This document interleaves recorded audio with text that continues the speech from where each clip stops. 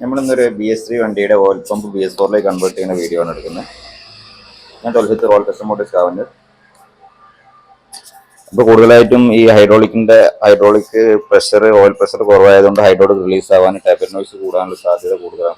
കൂടുതലായിട്ട് ഈ ഒരു വിഷയം കണ്ടുവരുന്നത് 30 കിലോമീറ്റർ കൂടി കഴിയുമ്പോഴായിരിക്കും. അപ്പോൾ ഈ ഒരു വിഷയം നമ്മൾ സോൾവ് ചെയ്യാന്നുള്ളതിലാണ്. ഇപ്പം റെസ്റ്റോർ ചെയ്യുന്ന വണ്ടിയാണ്. അതിൻ്റെ ഹൈഡ്രോൾ ടാപ്പറ്റ് മാറ്റുക എന്നുള്ളൂ. ഹൈഡ്രോൾ ടാപ്പറ്റ് അല്ല, ഓയിൽ പമ്പാണ് മാറ്റുന്നത് കേട്ടോ.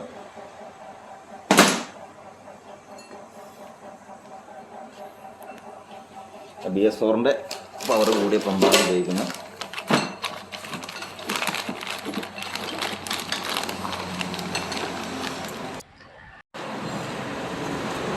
ക്യാമ്പിൻ്റെ കൂടെ ഒരു വരുന്നുണ്ട്.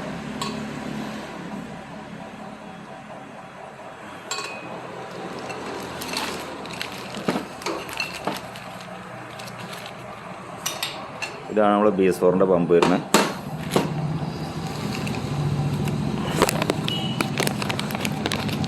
ഇതാണ് പമ്പ് ഡ്രൈവ് വരുന്നത്. BS4 പമ്പ് ഡ്രൈവ് ബ്ലാക്ക് ആയിരിക്കും കേട്ടോ. നമ്മൾ അയക്കുമ്പോൾ തന്നെ ജെൻസ് പോക്കറ്റ് വല്ല അയക്കുന്ന സമയത്ത് നോക്കിയാൽ അറിയാം BS4 ആണ് പമ്പ് എടുക്കുന്നത്.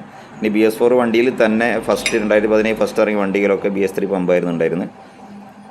അതൊക്കെ ഒന്ന് ജെൻസ് പോക്കറ്റ് അയക്കുന്ന സമയത്ത് മാറ്റി കൊടുത്തു കഴിഞ്ഞാലേ, കാരണം ഇതിന് 800 രൂപയാണ് ഇതിന് പമ്പിന് വില വരുന്നത്. ഡ്രൈവിന് 45 റുപ്പീസേ ഉള്ളൂ. അപ്പോൾ വർക്ക് എടുക്കുന്നതൊന്ന് മാറ്റിയ ലേബർ കോസ്റ്റ് നമുക്ക് ലാഭിക്കാൻ പറ്റും.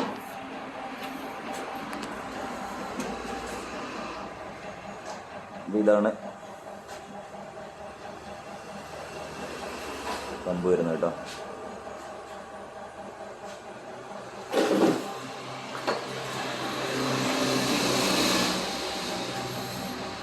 ഈ സമയത്ത് ക്യാമ്പിയിൽ ചെറിയൊരു പ്ലാൻ ഉണ്ട്, അതൊക്കെ ഒന്ന് അഡ്ജസ്റ്റ് ചെയ്യുക.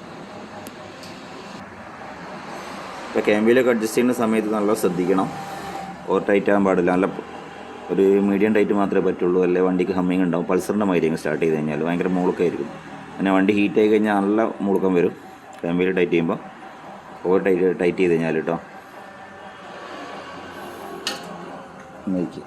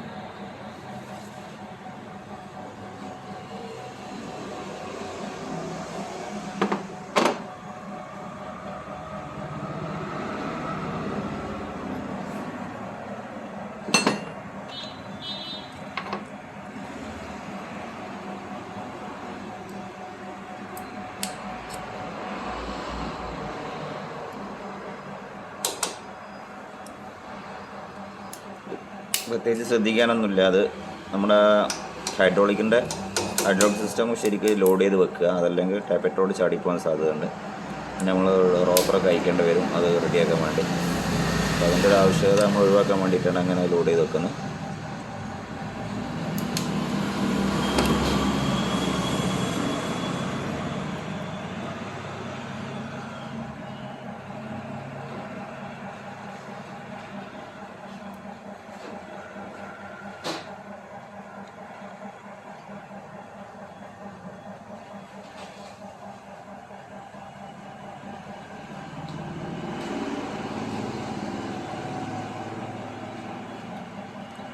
ക്യാമ്പിലൊക്കെ ടൈറ്റ് ചെയ്യുന്ന സമയത്ത് നമ്മൾ കറക്റ്റ് ലെവലല്ല, അതായത് ഹീറ്റിംഗ് ഗ്യാപ്പ് കൊടുത്തിട്ടില്ലെങ്കിൽ വണ്ടി ചൂടാകുന്നതിനനുസരിച്ച് ഹമ്മിങ് നോയ്സ് കൂടും കേട്ടോ.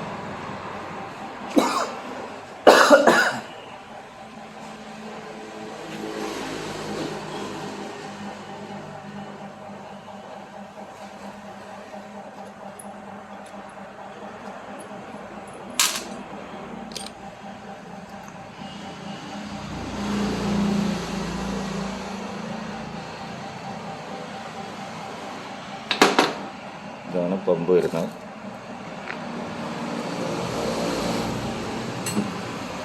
ഇതാണ് പമ്പ് വരുന്നത്.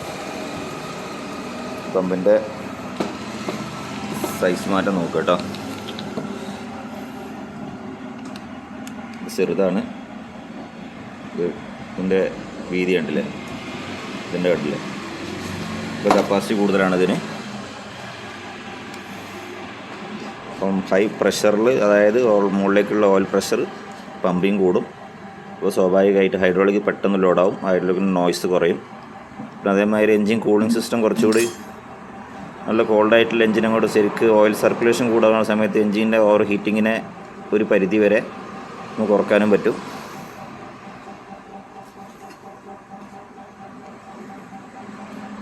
ഓയിൽ പമ്പിങ് കറക്റ്റായിട്ട് നടക്കുമ്പോഴാണ് എൻജിൻ്റെ ഫങ്ഷനിങ്ങും അതായത് സ്മൂത്ത്നെസ്സും ഒക്കെ എല്ലാം കറക്റ്റായിട്ട് നമുക്ക് ഉണ്ടാവുക. വണ്ടി ഹീറ്റാകുന്ന സമയത്ത് വണ്ടിയുടെ നോയ്സ് കൂടാനും ഒക്കെ കാരണം ഓയിൽ സർക്കുലേഷൻ കറക്റ്റ് ഇല്ലാത്തതുകൊണ്ടാണ്.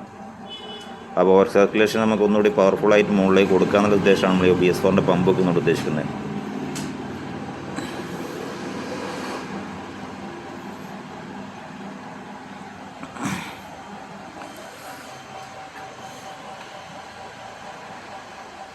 ഫ്രഷ് ഓയിൽ ഒഴിച്ചിട്ട്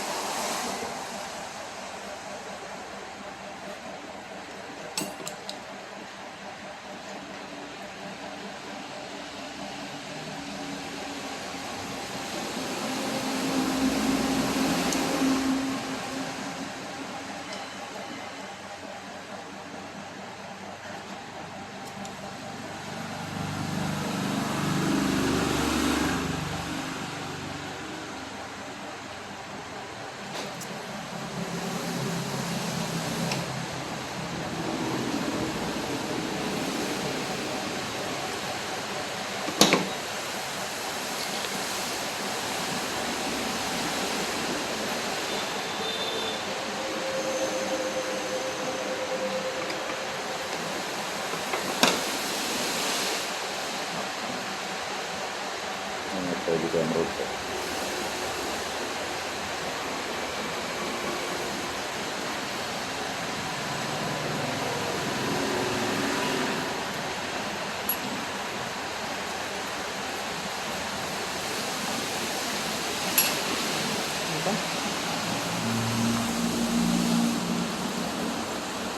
ക്യാമ്പിൽ സെറ്റ് ചെയ്യുന്നതിൽ കാണിക്കുന്നില്ല, വീഡിയോയിൽ എഡിറ്റ് ചെയ്യാം. അത് വീഡിയോയിൽ കറക്റ്റായിട്ട് കാണിച്ചു തരാം.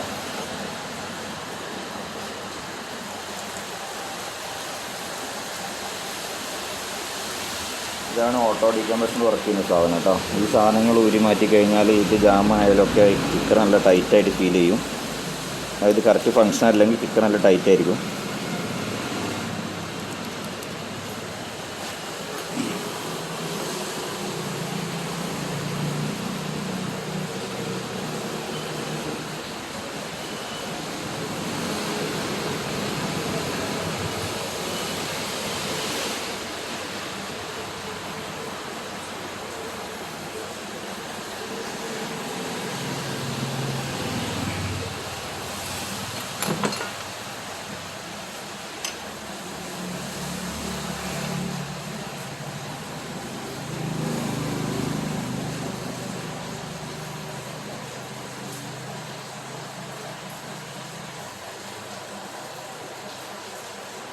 ഇവിടെ ഒരു ഡോട്ട് വരും. ഫുള്ള് ഓയിൽ ബ്ലാക്ക് കളർ ആയതുകൊണ്ട് കാണില്ലത്. ഇവിടെ കാണുന്നുണ്ട് ഡബിൾ ഡോട്ട്.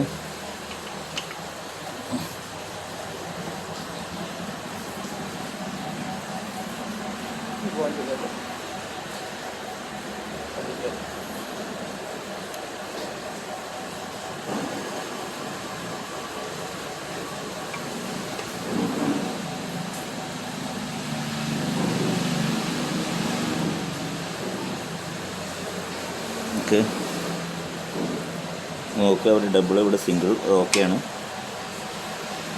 ഇതിന് വലിയ പ്ലേ കാണുന്നില്ല കേട്ടോ, കുറച്ച് ഫ്രീ ആണ്.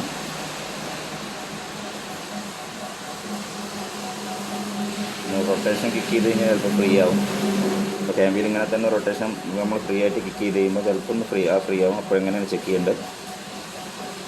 ഇങ്ങനെ പ്ലേ ഉണ്ടായിക്കോളണമെന്നില്ല. നമ്മൾ രണ്ടാമത് സെറ്റ് ചെയ്യുമ്പോൾ അയച്ചിട്ട് സെറ്റ് ചെയ്യുന്ന സമയത്ത് ടാപ്പറ്റ് റോഡ് കുറച്ച് ചാടി പോയി കഴിഞ്ഞാൽ റോക്കർ അയച്ചിട്ട് രണ്ടാമത് സെറ്റ് ചെയ്യേണ്ടത്.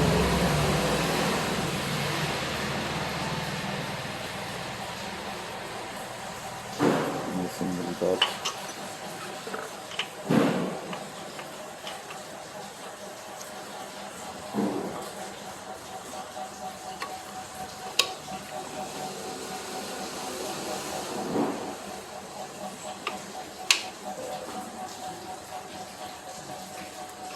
ഓക്കെ, നമ്മൾ നേരത്തെ പ്ലേ ഉണ്ടായിരുന്നു. നമ്മൾ അയച്ച സമയത്ത് ഈ ക്യാമ്പിൽ ശരിക്കും പ്ലേ ഉണ്ടായിരുന്നു. ഇത് ശരിക്കും കിക്ക് ചെയ്യുമ്പോൾ ശരിക്കും 2-3 റൊട്ടേഷൻ കിക്ക് ചെയ്യുന്ന സമയത്ത് ഇത് ഫ്രീ ആവും. ആ സമയത്താണ് നമ്മളിത് ക്യാമ്പിൽ അഡ്ജസ്റ്റ് ചെയ്യുന്നത്. അപ്പോൾ ക്യാമ്പിൽ അഡ്ജസ്റ്റ് ചെയ്യുന്ന വീഡിയോ ഞാൻ അടുത്ത വീഡിയോയിൽ കാണിച്ചുള്ളത്. വീഡിയോ ഒരുപാട് ലെങ്തി നമുക്ക് ബോറിംഗ് ആയിരിക്കും. അപ്പോൾ ഇങ്ങനെ ഈ ഒരു ഇതുള്ളൂ. പിന്നെ ഇതാണ് പമ്പ് ഡ്രൈവ് വരുന്നത്. ഇത് കിക്ക് ചെയ്യുക എന്നുള്ളതേ ഉള്ളൂ. ഈ ഒരു വിഷയം ചെയ്തിട്ട് ലോക്ക് ഇട്ട് കഴിഞ്ഞാൽ അത് ഓക്കെ ആയി. ഇനി ഓറിങ് കറക്റ്റ് നോക്കുക. ഈ ഓറിങ് ചാടിപ്പോയി കഴിഞ്ഞാൽ നല്ല വിഷയമാണ്. ഓയിൽ പമ്പിങ്, അതായത് ഇതാണ് നമ്മൾ ഓയിൽ ഫിൽറ്ററിൽ നിന്ന് ഓയിൽ പ്രഷറിൽ നമ്മളെ പമ്പിലേക്ക് വരുന്നത്. ഈ പ്രഷർ കുറഞ്ഞു കഴിഞ്ഞാൽ ഹൈഡ്രോളിക് നോയ്സ് വരും. എഞ്ചിന് ആ കൂടി ഒരു അലക്ക് സൗണ്ട് ആയിരിക്കും കേട്ടോ. ഇപ്പോൾ ചെയിൻ സോക്കറ്റ് മാറ്റുന്ന സമയത്ത് ഈ ഓറിങ് നല്ലോണം ശ്രദ്ധിക്കുക, അല്ലെങ്കിൽ അഴിച്ച് വെക്കുക, അല്ലെങ്കിൽ ഓറിങ് ഫ്ലാറ്റ് ആയിട്ടുണ്ടെങ്കിൽ ഓറിങ് പുതിയതായിട്ട് റീപ്ലേസ് ചെയ്യുക. കഴിയുന്നതും ഈ ഭാഗം അയക്കുന്ന സമയത്ത് ഈ ഓറിങ് പുതിയതായിട്ട് റീപ്ലേസ് ചെയ്യാൻ നോക്കുക കേട്ടോ. ഇത്രയേ ഉള്ളൂ. പിന്നെ ലോക്ക് ഇടാണ്ട് ലോക്ക് ഇവിടെ ലോക്ക് ഉണ്ടാവുക. ലോക്ക് ഇട്ട് കഴിഞ്ഞാൽ പരിപാടി കഴിയും. ഫിൽറ്ററിലേക്ക് പമ്പ് ചെയ്യുന്നുണ്ട്. ഫിൽറ്ററിലേക്ക്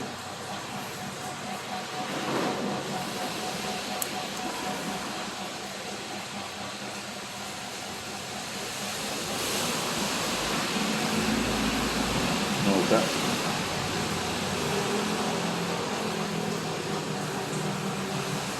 ഇവിടെ ഒരിക്കലും പേസ്റ്റ് ഉപയോഗിക്കാതെ, ഈ ഭാഗത്ത് ഒരിക്കലും പേസ്റ്റ് ഉപയോഗിക്കരുത്.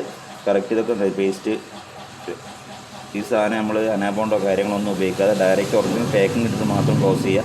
എന്നിട്ട് ക്ലീൻ ചെയ്ത് പാക്കിംഗ് ക്ലോസ് ചെയ്യുക.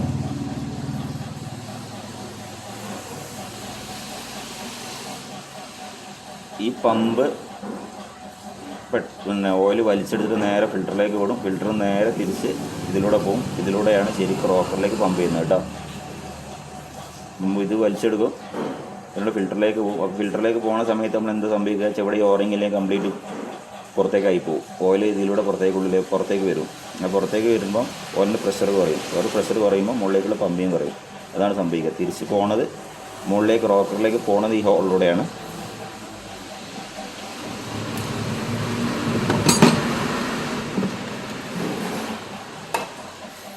പിന്നെ അതേമാതിരി കഴിഞ്ഞ വീഡിയോയിൽ പറഞ്ഞിട്ടുണ്ട് ഓയിൽ ഫീഡിങ് ഓയിൽ സീൽ. ഇതൊരു 25,000 കിലോമീറ്റർ കൂടുമ്പോൾ മാറ്റി കൊടുക്കുന്നത് വളരെ നന്നായിരിക്കും. ഇതിൻ്റെ ഉള്ളിൽ വരുന്ന ഓയിലിൻ്റെ ഉള്ളിൽ വരുന്ന ഈ ഓയിൽ സീൽ കേട്ടോ. ഇതാണ് ഫിൽറ്ററിലേക്ക് വരുന്നത്. ഫിൽറ്ററിലേക്ക് പോയിട്ട് തിരിച്ച് ഓയിൽ വരുന്നത് ഇതിലൂടെയാണ്.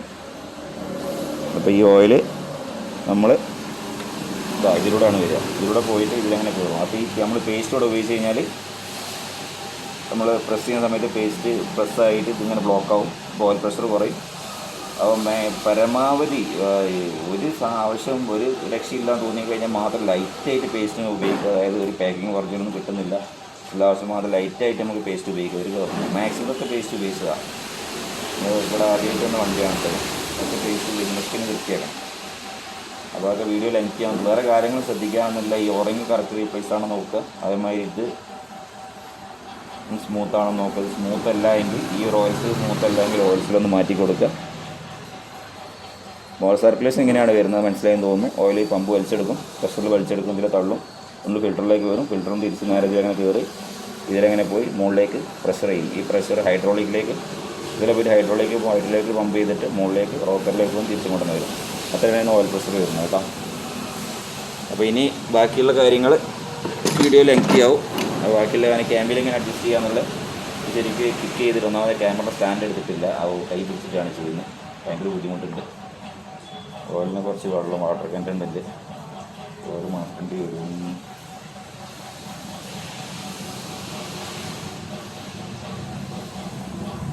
അപ്പോൾ ഇത്രയാണ് ഞാൻ ഓയിൽ പമ്പ് റീപ്ലേസ് ചെയ്യുന്ന കാര്യം മാത്രമാണ് പറഞ്ഞത്. മൊത്തം ഓവറോൾ ചെറിയ കാര്യങ്ങൾ പറഞ്ഞത് മാത്രമേ ഉള്ളൂ. അപ്പോൾ ക്യാമ്പിൽ എങ്ങനെ കറക്റ്റ് അഡ്ജസ്റ്റ് ചെയ്യാന്നുള്ള അടുത്ത വീഡിയോയിൽ കാണിച്ചു തരാം. അപ്പോൾ അടുത്തൊരു വീഡിയോ മുടങ്ങാൻ താങ്ക്സ് ഫോർ വാച്ചിങ്.